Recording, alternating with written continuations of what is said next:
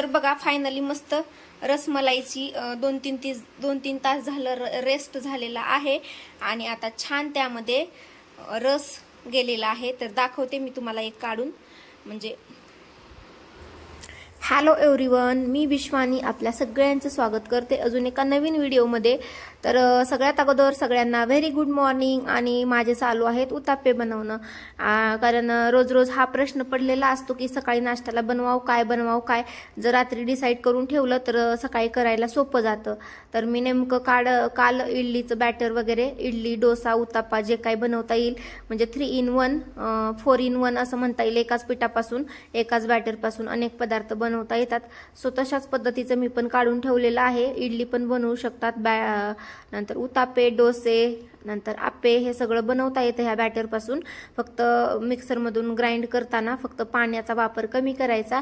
म्हणजे ज्या गोष्टीला जसं पाणी लागतं किंवा जशा पद्धतीचं बॅटर लागतं तसं आपण नंतर करण्याच्या टायमिंगला करून घेऊ शकतो. तर त्यासाठी फक्त बॅटर तयार करताना पाण्याचा वापर कमी करायचा, म्हणजे सगळ्या गोष्टी त्यामध्ये करता येतात. इडलीला कसं थोडंसं घट्ट लागतं, डोस्याला पातळ लागतं, उत्ताप्याला सुद्धा घट्टच लागतं. म्हणजे इडली आणि आप्पे करायला सेमच बॅटर लागतं मे बी. तर असं आहे. आणि मी पण तसंच केलं होतं. बॅटर काढताना पाण्याचा वापर कमी केला आणि मग ज्या गोष्टीला जे बॅटर आपल्याला घ्यायचंय त्यानुसार मग पाणी ऍड केलं आणि मग ते करायला घेतलेले आहेत. सो लास्टचा डोसा केलेला आहे आणि अगोदर उत्तापे करून घेतलेत, कारण कांदा आणि टोमॅटो संपलं होतं त्यामुळे. ह्यांना पण तेच दिलं आणि वेदांता सुद्धा तेच आहे. नंतर बघा चहा करून ठेवलेला होता आणि म्हटलं चला थंड होईल चहा तोपर्यंत, म्हणून ठेवला होता. आता करायचं सगळं झालं आणि आता चहा पिते मस्त.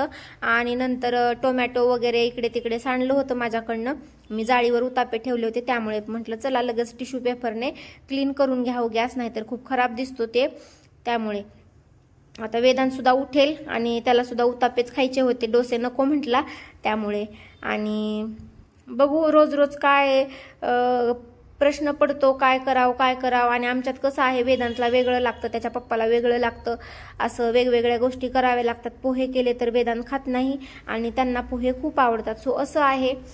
तर बघा जस्ट फ्रेश झाले आणि आता वेदांत उठतोय, तोपर्यंत म्हटलं टिफिन वगैरे पॅक करावा. आणि टिफिन मध्ये पण उत्तापेच दिलेले आहेत मी आज. ही वेदांतला नवीन लंच बॅग आणलेली आहे. अगोदरची त्याची फाटली, म्हणजे ह्या इथल्या साईडला, खालच्या साईडला इथून फाटली. तर त्यामुळे मग आता ही आणलेली आहे नवीन.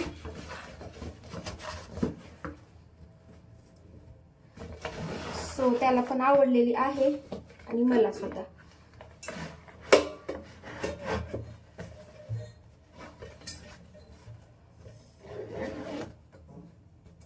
चल बाळा उठ पटकन. हे बघ तुझी लंच बॅग रेडी केली मी. तर वेदांची लंच बॅग रेडी झालेली आहे. आता वेदांत सुद्धा रेडी होईल.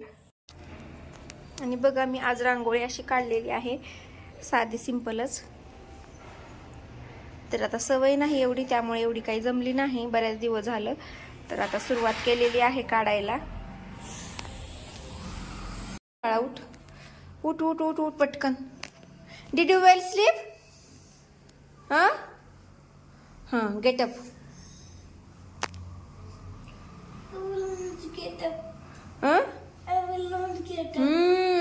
Today is school. Today you will have to go.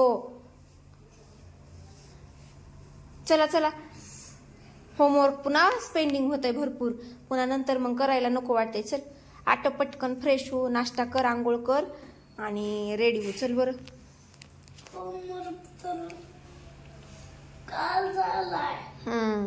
चल आटप. तर बघा हे आहे पनीर, म्हणजे छेना दुधाचा. आणि ऍक्च्युली झालं असं, दूध माझ्याकडनं फाटलं होतं, त्यामुळे मग म्हटलं आता वेस्ट करण्यापेक्षा हे करावं. तर त्यामुळे मग मी आता घेतलेलं आहे छेना हे. आणि ह्याला छान असं बारीक एकदम आता रगडून घ्यायचंय. आणि इकडे ठेवलेलं आहे दूध. तर आता मी येता वेळेस आणलेलं आहे हे दूध 1 लिटर, कारण रसमलाई करायची मला, त्यामुळे. तर बघू आता, दूध तर गरम होतंय आणि ह्यामधले अर्धच दूध यूज करायचं आहे मला, जास्त नाही. तर ऍक्च्युली दूध नव्हतं सकाळी, म्हणजे काल आणलं नव्हतं दूध ह्यांनी, येता वेळेस फक्त एकच पॅकेट आणलं होतं, त्यामुळे मग मला आता येताना आणावं लागलं. आणि मग आता ह्याची रसमलाई करते मी. तर बघू आता, चला करायला तर घेतलेली आहे. तर ह्याला असं रगडून रगडून घ्यावं लागतं ह्या बाजूनं, तेव्हाच ते सॉफ्ट होतं. कुणी कुणी याच्यामध्ये थोडासा मैदा पण मिक्स करतात, पण मी करत नाही. माझी दुसरी वेळ आहे रसमलाई ट्राय करण्याची. ह्याच्या अगोदर पण मी एकदा केली होती, छान जमली होती तेव्हा पण.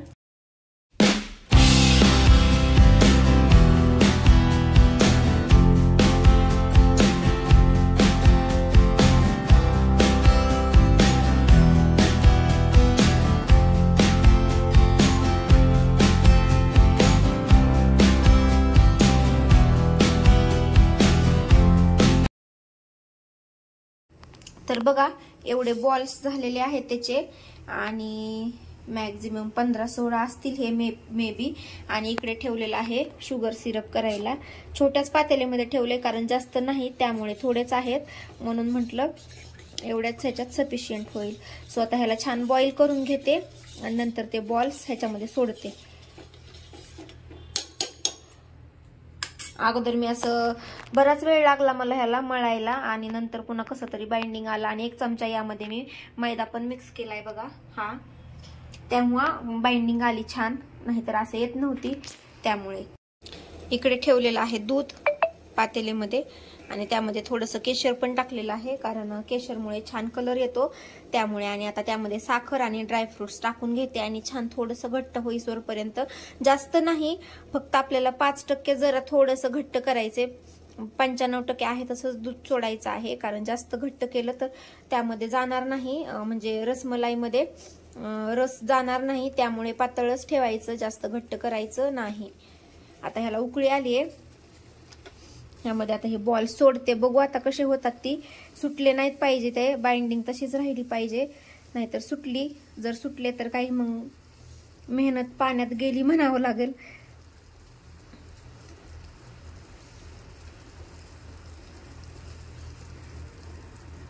गॅस पण कमीच ठेवलेला आहे मी, गॅस जास्त फुल केलेला नाही.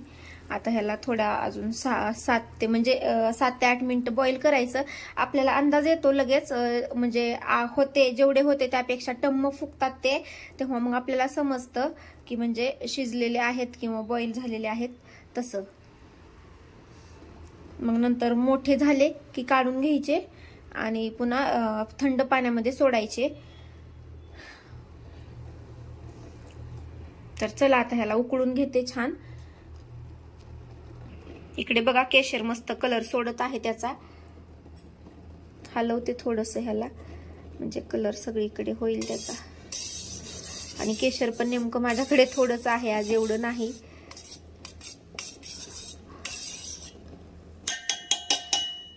तर चला आता साखर पण टाकते लगेच.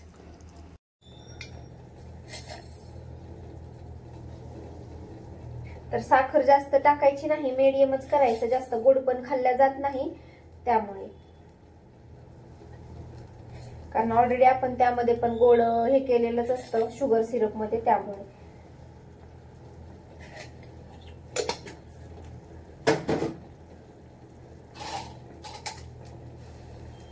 हे जरा पातेलं कमीच पडलं माझ्याकडनं, थोडं मोठं घ्यायला पाहिजे होतं जरा मी.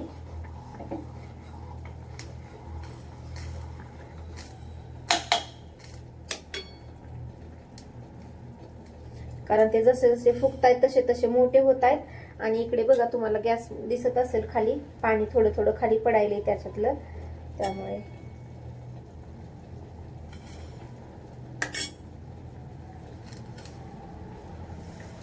ऍक्च्युली मला पातेलं चेंजेस करावं लागते.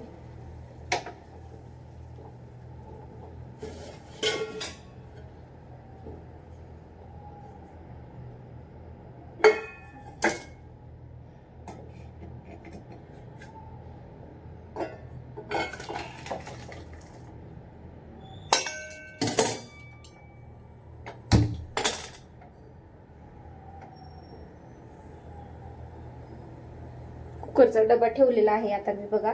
आता ह्यामध्ये छान मोकळं त्याला शिजता येते. ह्याच्यामध्ये खूपच लहान पडलं, मला वाटलं ह्याच्यामध्ये बसून जाईल, पण बसलं नाही.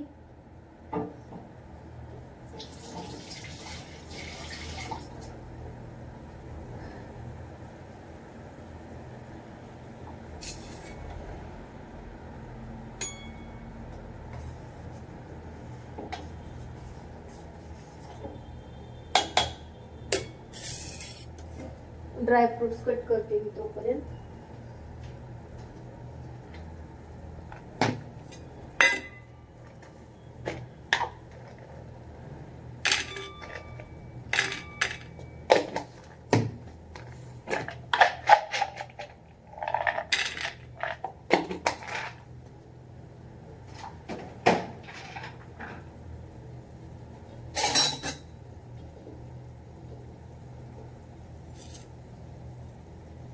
मला वाटलं होतं ऍक्च्युली फुटतेत का काय, त्याला भेगा थोड्या थोड्या पडलेल्या होत्या त्यामुळे मला वाटलं होतं फुटतील, पण फुटलेले नाहीत.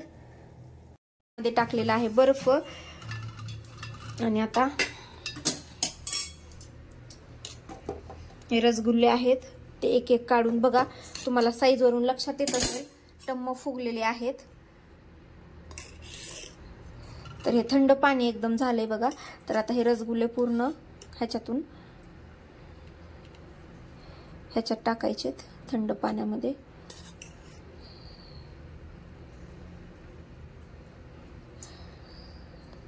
बर्फ माझ्याकडे अजून नव्हता, थोडाच होता त्यामुळे बघा तेवढाच टाकलेला आहे मी.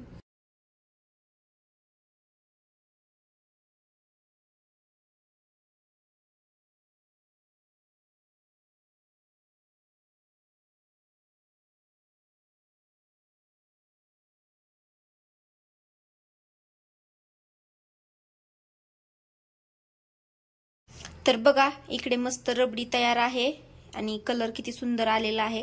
यामध्ये मी थोडीशी हळदीची एक स्पिंच टाकलेला आहे, एवढं एवढं, कारण हळदीचा कलर पण खूप छान येतो तर त्यामुळे. आणि इकडे हे रसगुल्ल्यासारखे हे पण तयार आहेत. तर ह्याच्यामधलं पाणी पूर्ण मी ड्रेन आउट करून घेतलं, म्हणजे स्क्वीज करून घेतलं. आणि आता ह्याच्यामध्ये हे गरम आहे, आता गरम आहे तोपर्यंत सोडते ह्याच्यामध्ये, म्हणजे छान ऍब्झॉर्ब होईल रबडी त्यामध्ये. तर चला मी दाखवते तुम्हाला. यामध्ये आता टाकून घेऊ आपण हे एक एक मस्त. आणि अजून त्याला छान शेप येणार आहे त्याचा, ऍक्च्युली अगोदरचा जसा होता सेम तसा, कारण आता मी म्हणजे पिळलंय त्याला त्यामुळे त्याचे शेप्स थोडेसे इकडे तिकडे झालेले आहेत.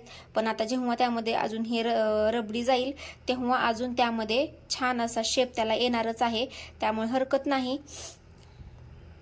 तर बरोबर झालेलं आहे हे रबडी, पण जास्त पण नाही आणि काहीच नाही, सो मीडियम झालेली आहे. तर सगळे असेच टाकून ठेवते आणि नंतर ठेवून देते बाहेरच रूम टेम्परेचरवर. आणि एकदम प्रॉपरली थंड झाल्याच्या नंतर पुन्हा फ्रीजमध्ये ठेवते. आणि नंतर झाल्याच्या नंतर तुम्हाला परत एकदा दाखवते तर कसे झालेत आणि कसे नाही, त्यामध्ये रस गेला आहे की नाही हे पण तुम्हाला दाखवून घेते. तर फायनली सगळे टाकून घेतलेले आहेत मी बघा, आणि दिसायला एकदम भन्नाट दिसत आहे. फक्त यामध्ये माझ्याकडे एकच कमतरता आहे, तर ते म्हणजे वेलची पावडर आता माझ्याकडे अवेलेबल नाही, त्यामुळे मी टाकलेली नाही. सो आहे तसं केलेलं आहे. आणि आता बघू, आता ह्याला पूर्ण रूम टेम्परेचरवर येऊ देते आणि नंतर तुम्हाला एक रसगुल्ला तोडून पण दाखवते. सॉरी, रसगुल्ला नाही, रसमलाई तोडून पण दाखवते, त्यामध्ये रस गेला आहे की नाही ते. तर चला. तर बघा फायनली मस्त रसमलाईची 2-3 तास झालं रेस्ट झालेला आहे आणि आता छान त्यामध्ये रस गेलेला आहे. तर दाखवते मी तुम्हाला एक काढून, म्हणजे मग तशीच बनवली ना बाळा मी. तर बघा ठीक आहे, तर एक दाखवते कसली ज्युसी झाली आहे ती. तर बघा मस्त आतमध्ये पर्यंत ज्यूस गेलेला आहे, तर छान झाली आहे. मला दे ना. थांबा, जे बाप्पाला दाखवायचं पुन्हा नंतर देते तुला. अगोदर गणपती बाप्पाला दाखवू आपण. पुन्हा गणपती बाप्पाला दे. नाही नाही, अगोदर गणपती बाप्पाला असते, आपण नंतर खावा लागते.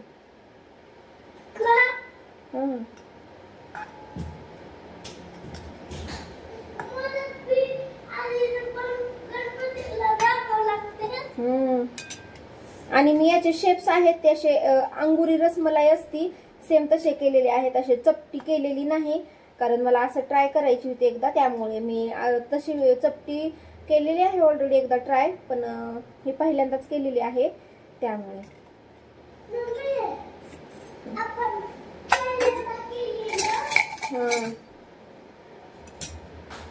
तर चला आधी गणपती बाप्पाला दाखवून देते.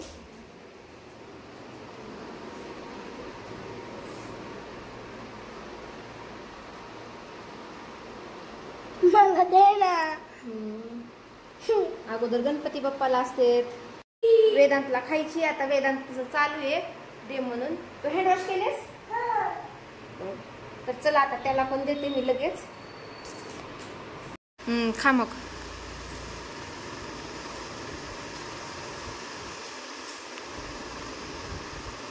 कशी झालीये?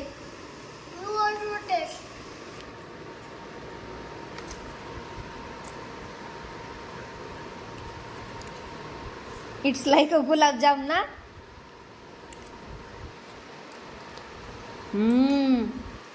वा, अमेझिंग.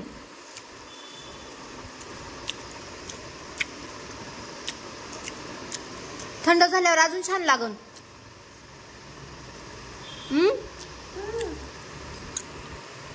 थंड झाल्यावर अजून छान लागते बघ.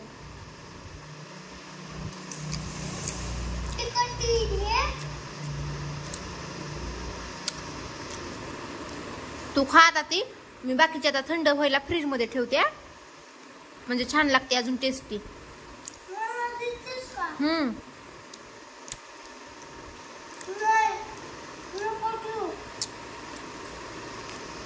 तुला तिथली आहे ना.